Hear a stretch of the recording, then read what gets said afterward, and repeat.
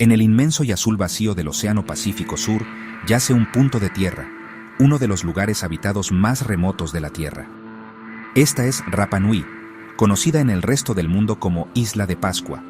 Es un mundo nacido del fuego, un pedazo triangular de roca volcánica levantado del fondo marino por inmensas fuerzas geológicas. Su aislamiento es profundo. El punto continental más cercano, la costa de Chile, está a más de 3.500 kilómetros al este. Al oeste, la tierra habitada más cercana, la isla Pitcairn, está a unos asombrosos 2.000 kilómetros de distancia. Este aislamiento total ha moldeado no solo su ecosistema único, sino también la extraordinaria historia humana que se desarrolló en sus costas, una historia de ingenio, devoción y quizás una advertencia. El paisaje de la isla de Pascua es de una belleza austera y azotada por el viento. 3 volcanes extintos definen sus esquinas.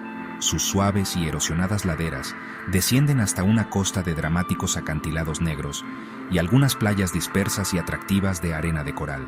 No hay grandes ríos aquí, solo lagos de agua dulce anidados dentro de los cráteres volcánicos.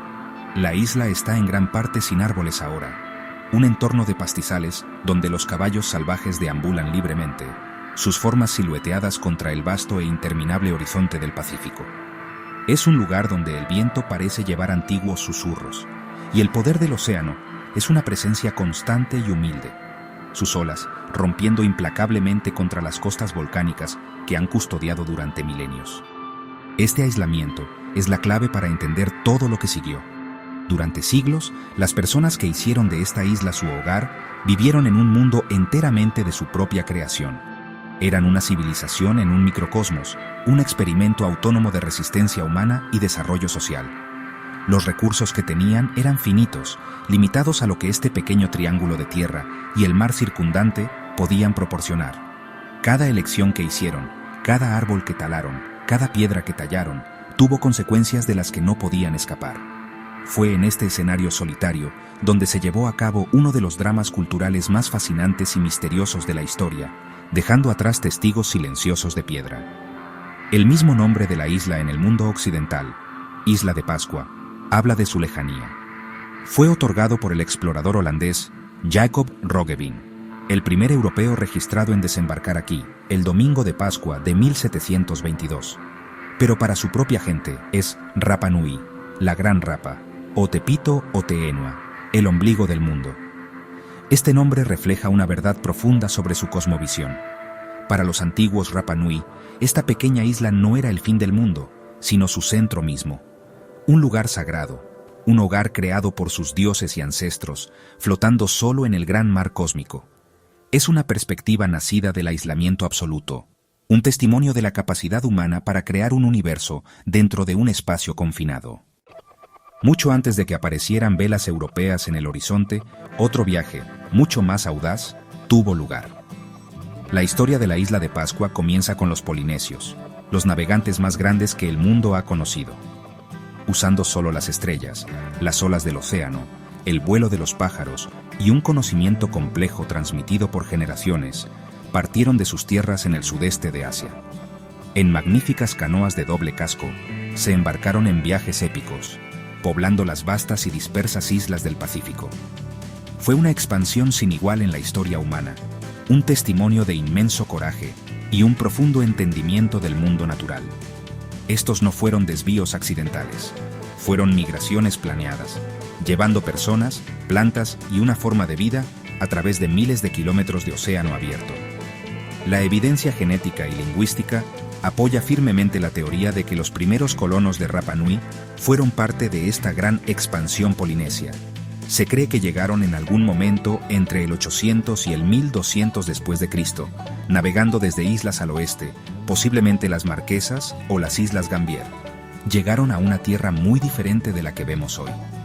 El análisis de polen de los lagos de cráter revela que la isla estuvo una vez densamente boscosa, cubierta por una especie de palma gigante, ahora extinta, junto con otros árboles y arbustos.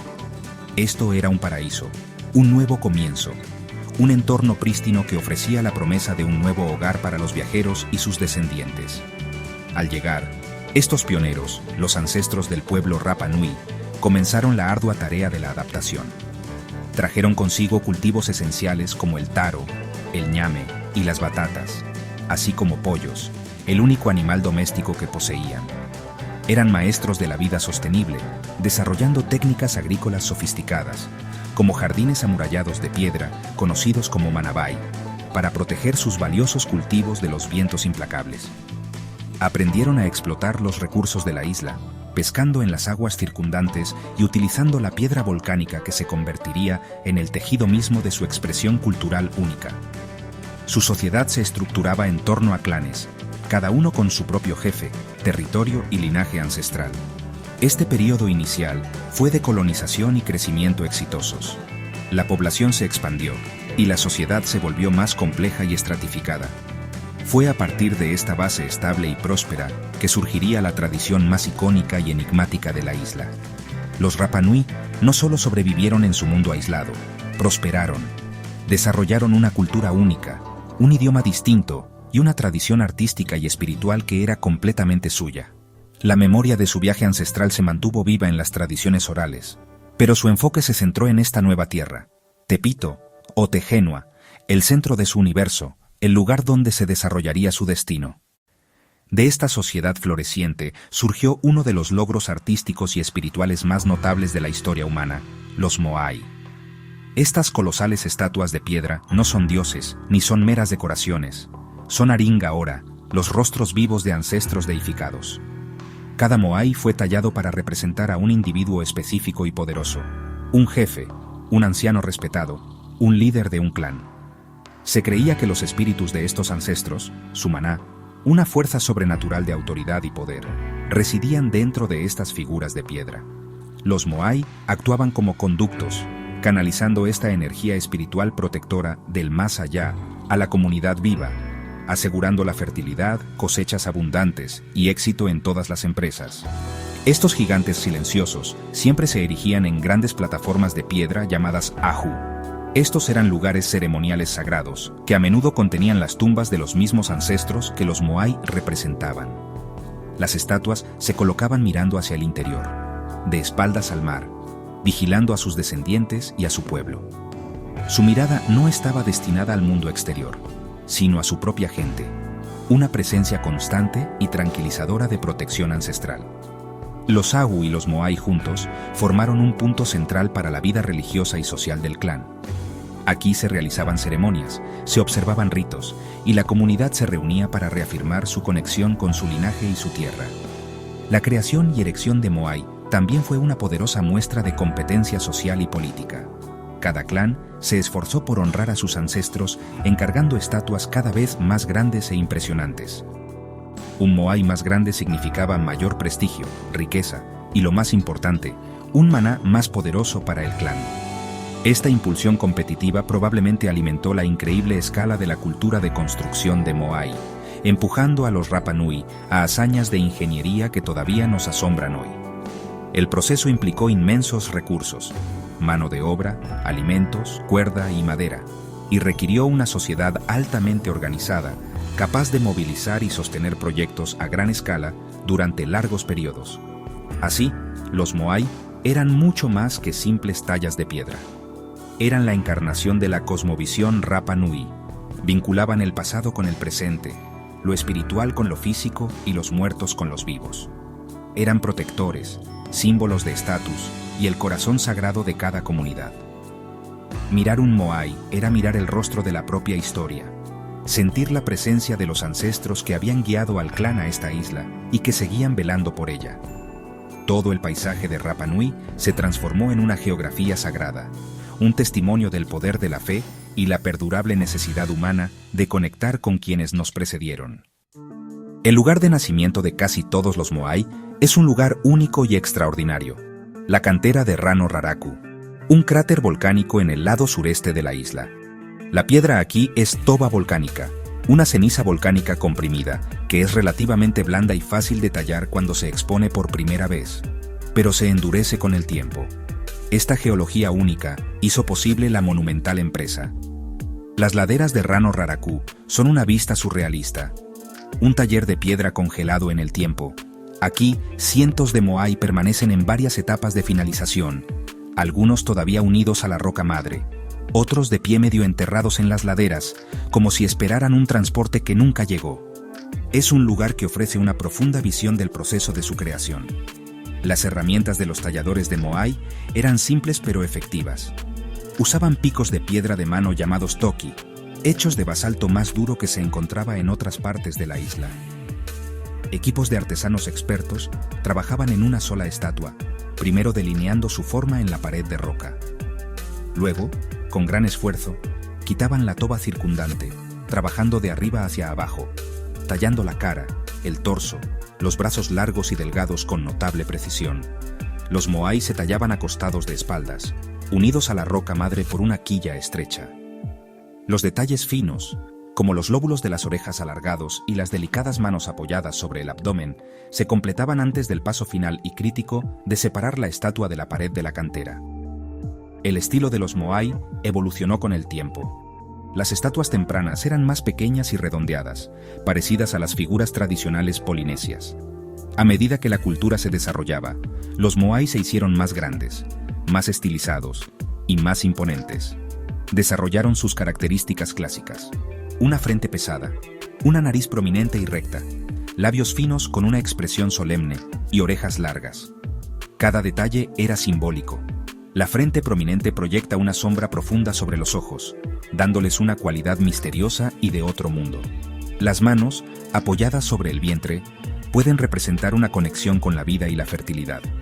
Estos no estaban destinados a ser retratos exactos, sino representaciones idealizadas, capturando la esencia y el poder espiritual del ancestro. Una vez que un moai estaba completamente tallado en la cantera, la tarea final y desafiante era liberarlo de la roca madre. Los trabajadores quitaban la quilla de piedra debajo de él, deslizando cuidadosamente troncos y piedras debajo para soportar su inmenso peso. Este era un momento de gran riesgo. Un solo error podría hacer que la estatua se agrietara, desperdiciando años de trabajo. Las espaldas de los moai se dejaban sin terminar en esta etapa, para ser completadas solo después de que fueran movidas y erigidas con éxito en su aú.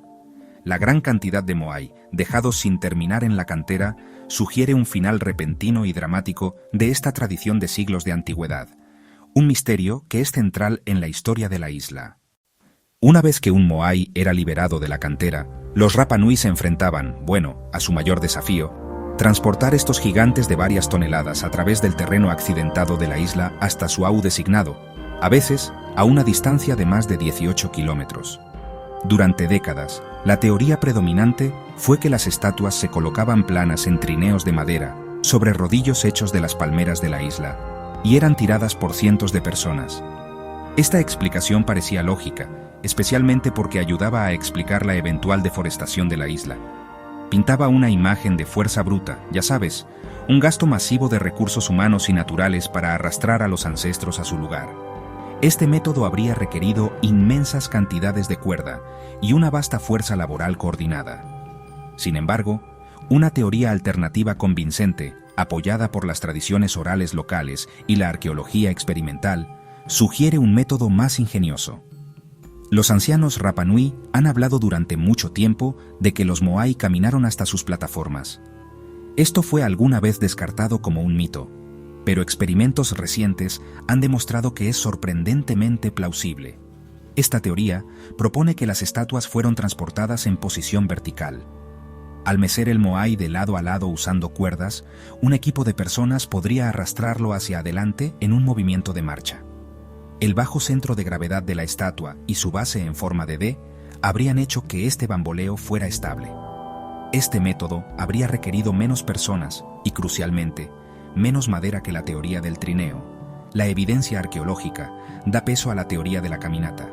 Los antiguos caminos, o ara, que conectan la cantera con los sitios de aú en toda la isla, no son planos sino cóncavos, una forma que habría ayudado a estabilizar una estatua que caminaba.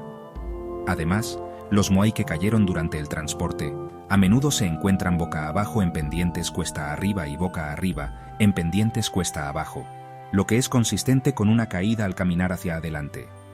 Las estatuas encontradas a lo largo de estas rutas también tienen bases más anchas que las que se erigieron con éxito en el ajú. lo que sugiere que las bases pudieron haber sido recortadas una vez que llegaron a su destino final. Esto no era solo ingeniería, era una procesión sagrada, el espíritu ancestral moviéndose literalmente por la tierra hasta su lugar de descanso final.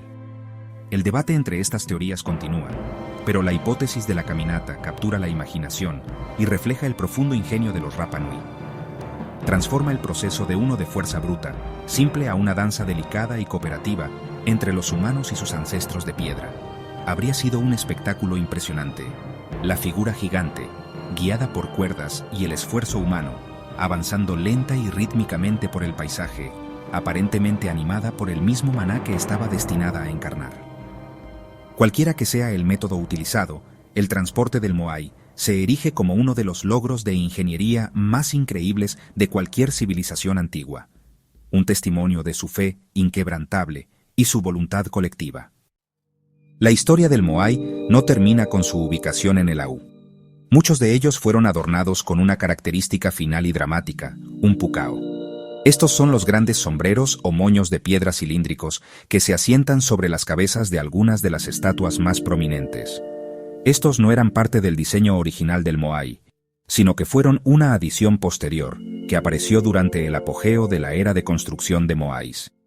Representan otra capa de estatus y poder, un adorno final para honrar a los ancestros más importantes. Los pukao no son simplemente sombreros. Se cree que representan el peinado tradicional de moño usado por los hombres Rapa Nui de alto rango, un símbolo de su posición ritual y social. Estas enormes coronas fueron talladas en una piedra diferente, una escoria de color rojo claro, porosa. La fuente de esta piedra fue una única cantera especial en Punapau, un pequeño cráter volcánico distinto de la cantera de Moais en Rano Raraku. El color rojo era simbólico, un color sagrado en las culturas polinesias asociado con la jefatura, la divinidad y el poder.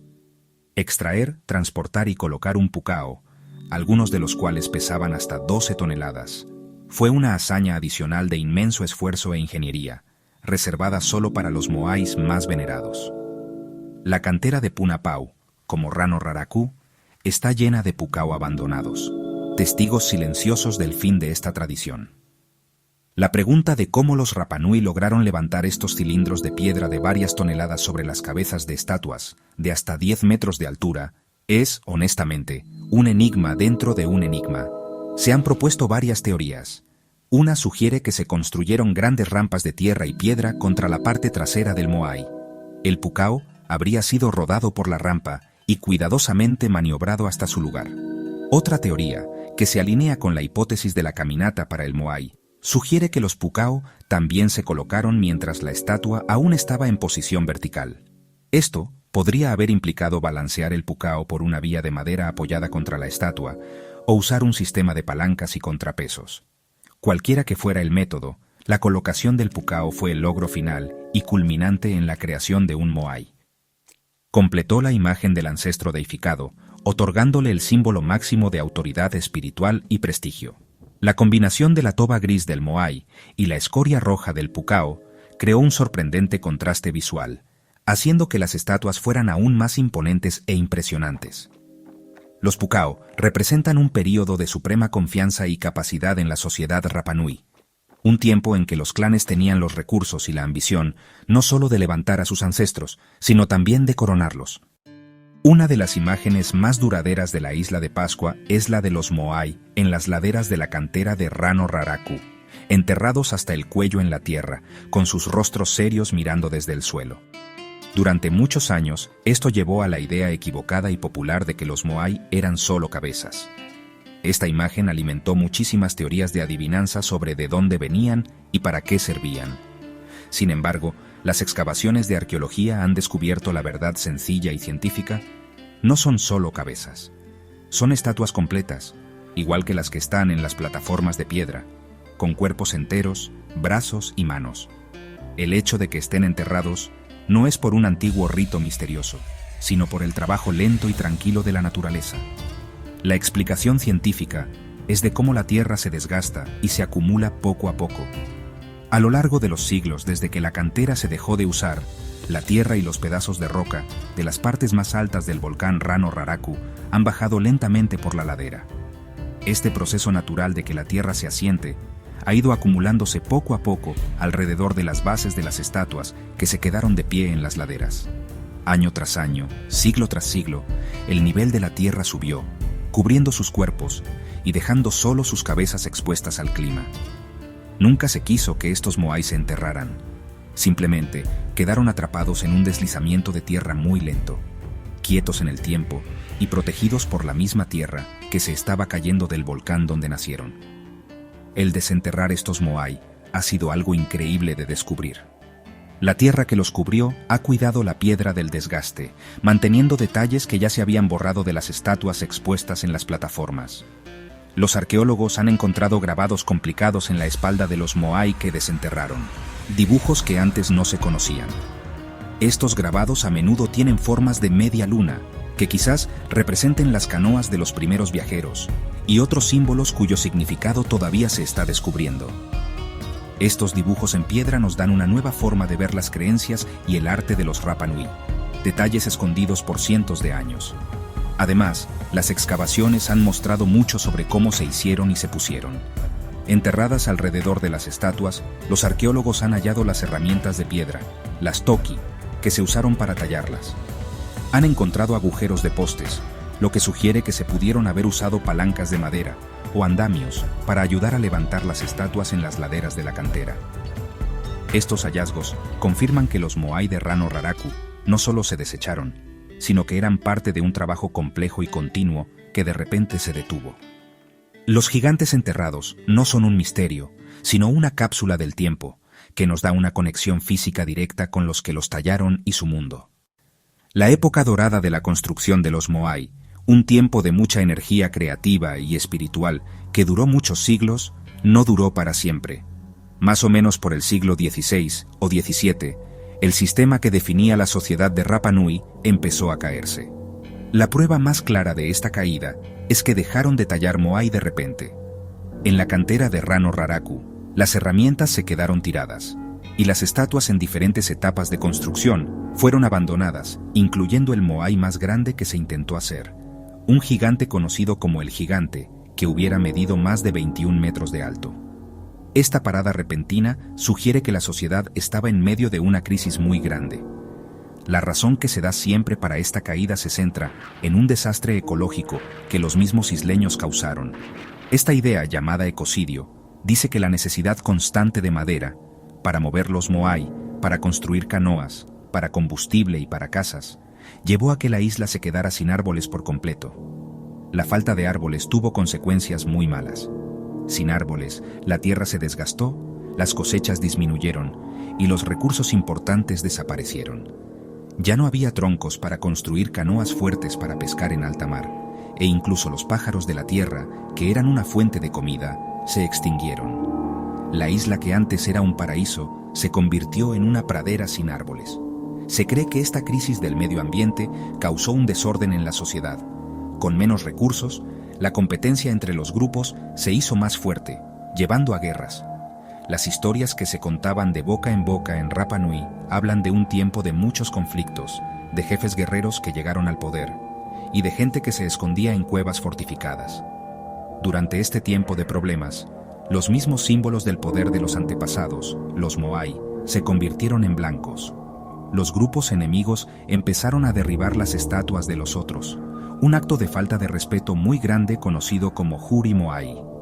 Derribar el moai de un grupo era destruir su protección espiritual y humillar a su gente. Para cuando llegaron los europeos, casi todos los moai que antes estaban de pie orgullosamente en sus aus habían sido derribados. Después de esta caída, la vieja religión centrada en adorar a los antepasados y a los moai fue reemplazada por un nuevo sistema de creencias, el culto del hombre pájaro o Tangata Manu. Este nuevo culto se enfocaba en el dios Makemake, el creador de los humanos, y se centraba en una competencia anual. Representantes de cada grupo se reunían en el pueblo ceremonial de Orongo, que está en el borde estrecho del volcán Ranokau. Competían para ser los primeros en recoger el huevo del charrán sombrío de la pequeña isla cercana de Motu Nui. El ganador, o quien lo patrocinaba, se convertiría en el hombre pájaro por un año, un líder sagrado con mucho poder espiritual y político. Este nuevo sistema fue una respuesta a la crisis, una nueva forma de controlar el poder y los recursos en un mundo cambiado.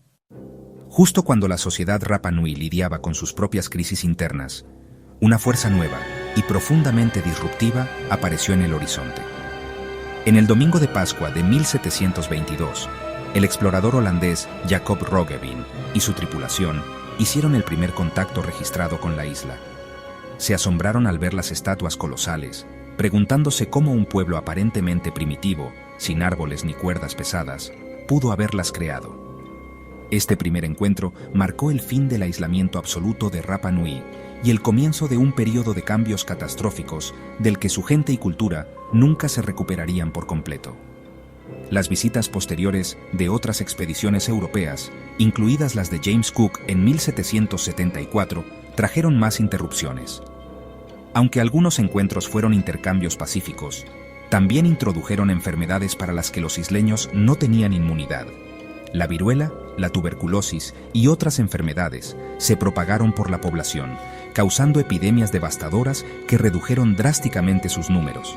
Los Rapa Nui, que ya habían soportado crisis ecológicas y guerras internas, ahora enfrentaban a un enemigo invisible que sus tradiciones y su maná no podían detener.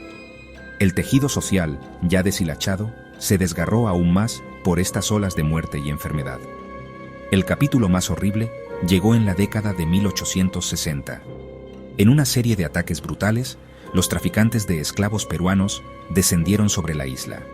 Secuestraron a un estimado de 1.500 hombres y mujeres Rapa Nui, casi la mitad de la población restante, incluyendo al rey y a muchos de los ancianos sabios. Estos individuos fueron forzados a la esclavitud para trabajar en las minas de guano de Perú. El clamor internacional finalmente obligó al gobierno peruano a repatriar a las pocas docenas de sobrevivientes, pero trajeron consigo una epidemia de viruela que aniquiló la mayor parte de lo que quedaba de la población de la isla. Para 1877, solo 111 personas Rapa Nui quedaban en la isla. Este colapso demográfico fue también un cataclismo cultural. Con la muerte de los ancianos y guardianes del conocimiento, siglos de historia oral, tradiciones y habilidades se perdieron para siempre. Esto incluyó la capacidad de descifrar la escritura única y misteriosa de la isla, el rongorongo, el único lenguaje escrito desarrollado en Oceanía. Los misioneros cristianos llegaron después de estas tragedias, convirtiendo a los pocos sobrevivientes y suprimiendo aún más las creencias tradicionales. Los Moai, ya derribados, eran ahora reliquias de un mundo perdido. El pueblo Rapa Nui, una vez maestros de una civilización extraordinaria, había sido llevado al borde mismo de la extinción. Hoy la isla de Pascua es un lugar de aguante y de renacimiento. Los descendientes de los 111 sobrevivientes han reconstruido lentamente su comunidad, y la gente Rapa Nui ahora está en un esfuerzo vibrante para recuperar y proteger su patrimonio único. La isla es un territorio de Chile, y su economía depende mucho del turismo.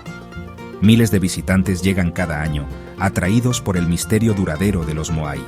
Esta llegada da oportunidad económica, pero también presenta un reto grande: cómo compartir este paisaje sagrado con el mundo sin abrumarlo, y cómo balancear el desarrollo moderno con la preservación de un tesoro arqueológico frágil. La arqueología en la isla ha entrado en una era nueva y emocionante, ayudada por la tecnología moderna.